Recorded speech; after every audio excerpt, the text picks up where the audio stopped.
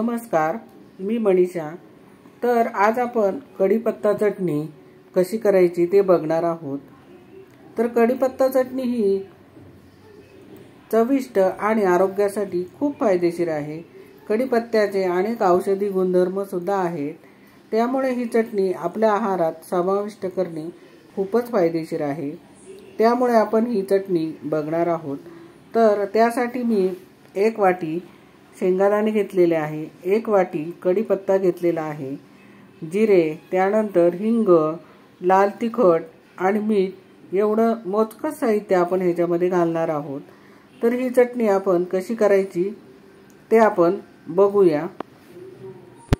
या चटणीमध्ये बाकीचं साहित्य तुम्ही कमी जास्त करू शकता, परंतु कढीपत्ता आणि शेंगदाणे जेवढे घेतलेले आहे सारखेच माप घेऊन आपण ही चटणी करायची, त्यामुळे ती अतिशय चविष्ट होते।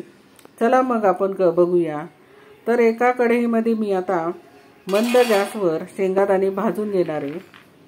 तर हे शेंगदाणे मंद गॅसवरच भाजायचे, खरपूस भाजल्यामुळे ही चटणी अतिशय चविष्ट होते। अशा पद्धतीने आपण हे मंद गॅसवर शेंगदाणे खरपूस असे भाजून घेऊ। त्याला बिलकुल जळू द्यायचं नाही, सारखे त्याला हलवून व्यवस्थित अगदी भाजून घ्यायचे। निम्मे शेंगदाणे भाजल्यावर त्याच्यामध्ये आपण कढीपत्ता टाकून घ्यायचा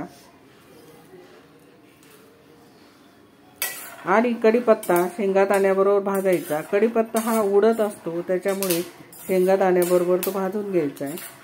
आता हा कढीपत्ता मी स्वच्छ धुवून पुसून मग घेतलेला आहे। तो व्यवस्थित आता आपण खरपूस होईपर्यंत भाजून घेऊ, असा कुरकुरीत झाला पाहिजे तो।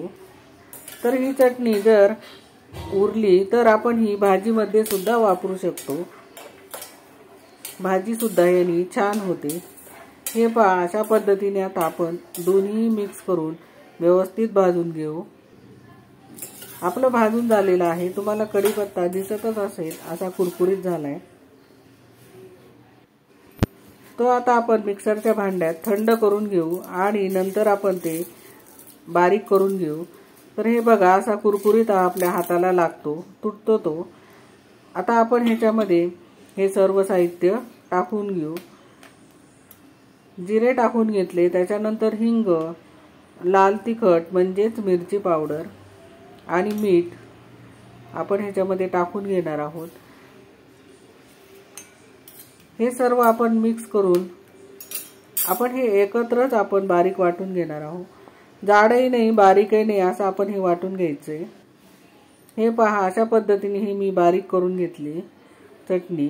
जाड नाही बारीक नाही अशा पद्धतीने दिसती आणि चविष्टही होते ही चटणी। हे पहा, व्यवस्थित आपली अशी ही चटणी तयार झालेली आहे। हा व्हिडिओ तुम्हाला आवडला असेल तर लाईक, शेअर आणि सबस्क्राईब करायला विसरू नका।